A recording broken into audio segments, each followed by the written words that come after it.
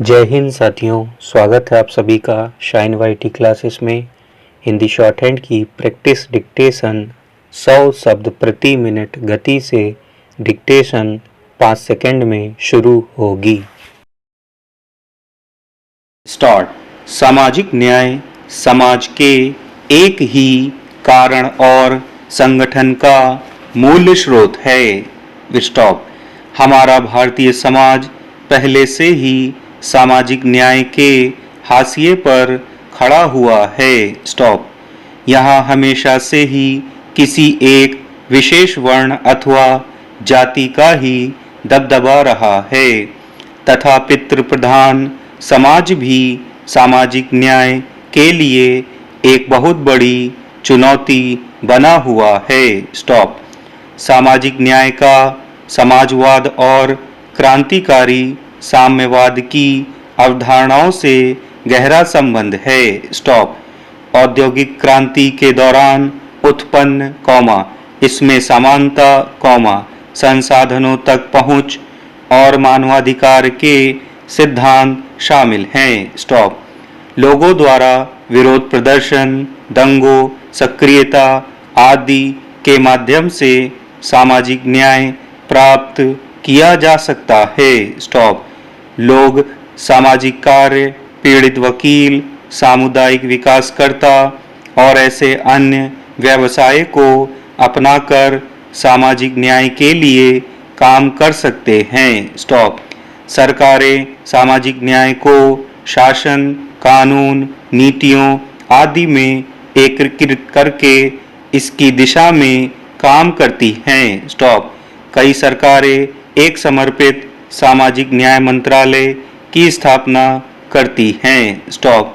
भारत अपने समर्पित सामाजिक न्याय और अधिकारिता मंत्रालय हाशिए पर रहने वाले समुदायों के लिए सब्सिडी योजनाओं संविधान में रेखांकित सामाजिक न्याय वाले लेखों और किसान विरोध जैसे आंदोलनों के माध्यम से सामाजिक न्याय प्राप्त करने का प्रयास करता है। स्टॉप।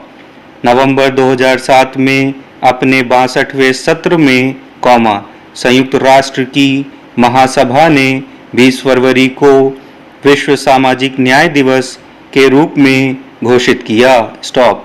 विश्व सामाजिक न्याय दिवस पहली बार 20 फरवरी 2009 को मनाया गया था। स्टॉप। सामाजिक न्याय की उत्पत्ति ईसाई धर्मशास्त्र से हुई है, जिसका पहला उल्लेख 1840 के दशक की शुरुआत में लुइगी टापरेली द्वारा प्राकृतिक कानून पर सैद्धांतिक ग्रंथ से हुआ था। स्टॉप।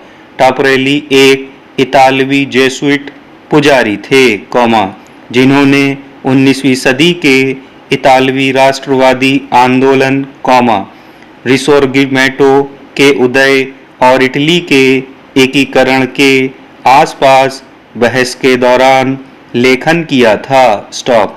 यह शब्द जो ऐतिहासिक रूप से विवादास्पद रहा है, 20वीं सदी के अंत से अधिक लोकप्रिय हो गया है। स्टॉप।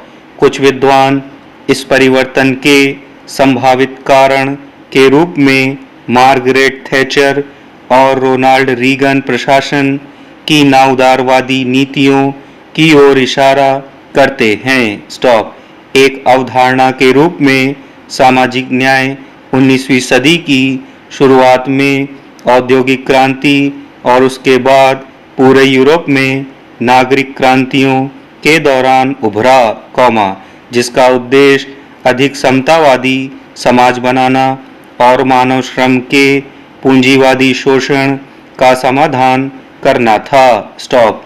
इस समय के दौरान अमीर और गरीब के बीच तीव्र स्तरीकरण के कारण प्रारंभिक सामाजिक न्याय अधिवक्ताओं ने मुख्य रूप से पूंजी, संपत्ति और धन के वितरण पर ध्यान केंद्रित किया। स्टॉप। 20वीं सदी के मध्य तक सामाजिक न्याय मुख्य रूप से अर्थशास्त्र से संबंधित होने के बजाय पर्यावरण, जाति, लिंग और असमानता के अन्य कारणों और अभिव्यक्तियों को शामिल करने के लिए सामाजिक जीवन के अन्य क्षेत्रों तक विस्तारित हो गया था। Stop para.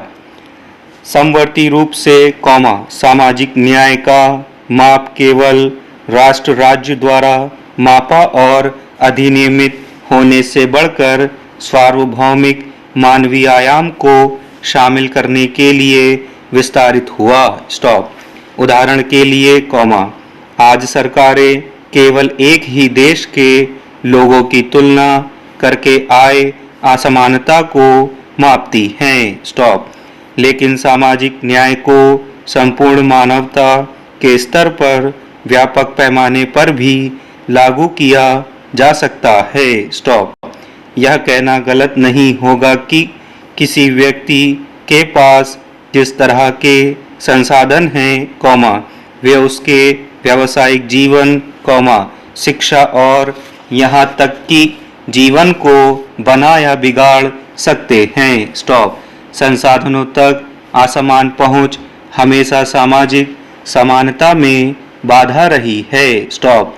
संसाधनों जैसे शिक्षा, बुनियादी ढांचा, स्वास्थ्य देखभाल, आदि पहुंच तक किसी की सामाजिक, आर्थिक या राजनीतिक स्थिति पर निर्भर है। स्टॉप। यहाँ तक कि प्राप्त संसाधन की गुणवत्ता भी उपयोगकर्ता द्वारा प्राप्त विशेषाधिकार पर निर्भर है। स्टॉप। उदाहरण के लिए किसी शहर में रहने वाले व्यक्ति को गांव या कस्बे में रहने वाले व्यक्ति की तुलना में बेहतर गुणवत्ता वाली स्वास्थ्य सेवा उपलब्ध होती है। स्टॉप। इसलिए सामाजिक न्याय प्रत्येक व्यक्ति के लिए समान स्तर के गुणवत्ता वाले संसाधनों तक पहुंच की कल्पना करता है। स्टॉप। यह सिद्धांत अपने से संबंधित मामलों में नागरिकों की भागीदारी का आह्वान करता है। स्टॉप। यह लोकतंत्र का एक आवश्यक सिद्धांत भी है। स्टॉप। नागरिकों को सक्रिय रूप से भाग लेना चाहिए और समाधान का हिस्सा बनना चाहिए। स्टॉप। इस सिद्धांत का विचार यह है कि जब समरूप लोगों का एक समूह समाज से संबंधित मामलों पर निर्णय लेता है तो वह दूसरों के सामने आने वाली समस्याओं और अन्य समूहों के विचारों पर विचार करने में विफल रहता है। स्टॉप। परिणाम स्वरूप अन्य समूहों को शायद ही लाभ मिलता है या अतिरिक्त नुकसान का अनुभव होता है। स्टॉप। मानवाधिकार सामाजिक न्याय के मूल सिद्धांतों में से एक है। स्टॉप। मानवाधिकारों को राष्ट्रीय स्तर पर देशों द्वारा और अंतर्राष्ट्रीय स्तर पर संयुक्त राष्ट्र और अंतर्राष्ट्रीय आपराधिक न्यायालय जैसे संगठनों द्वारा मान्यता प्राप्त है। स्टॉप। एक आदर्श, निष्पक्ष और न्यायपूर्ण समाज में मानव अधिकार ही जीवन के मूल आधार होते हैं। स्टॉप। मानवाधिकार सुलभ और लागू करने योग्य होना चाहिए। स्टॉप। सामाजिक रूप से न्यायसंगत दुनिया में मानवाधिकारों को व्यवस्था में विलीन कर दिया जाता है। स्टॉप। सामाजिक संस्थाओं, सरकार और न्यायपालिका द्वारा मानवाधिकारों को बरकरार रखा जाना चाहिए और उनका सम्मान किया जाना चाहिए। स्टॉप। विविधता एक सिद्धांत है जो यह सुनिश्चित करता है कि सरकार और व्यापारिक नेताओं को मोटे तौर पर उन समुदायों का प्रतिनिधि होना चाहिए जिनकी वे सेवा करते हैं। स्टॉप। इसका मतलब यह है कि सत्ता के पदों पर न केवल महिलाएं और अश्वेत लोग होने चाहिए, बल्कि सार्वजनिक संस्थानों में अल्पसंख्यक समुदायों का भी समान प्रतिनिधित्व होना चाहिए। स्टॉप। नीतिगत स्तर पर यह सिद्धांत भेदभाव या कई भाषाओं में संसाधन उपलब्ध कराने पर प्रतिबंध लगा सकता है। स्टॉप। शांतिपूर्ण विरोध प्रदर्शन सामाजिक अभियान और सक्रियता का उपयोग करके एक समूह किसी मुद्दे के बारे में जागरूकता फैला सकता है और अपनी राय पर जनता का ध्यान आकर्षित कर सकता है। स्टॉप। शांतिपूर्ण तरीके लोगों, प्रदर्शनकारियों, संबंधित निर्णय लेने वाले अधिकारियों और समाज के बीच बातचीत की सुविधा प्रदान करते हैं। स्टॉप।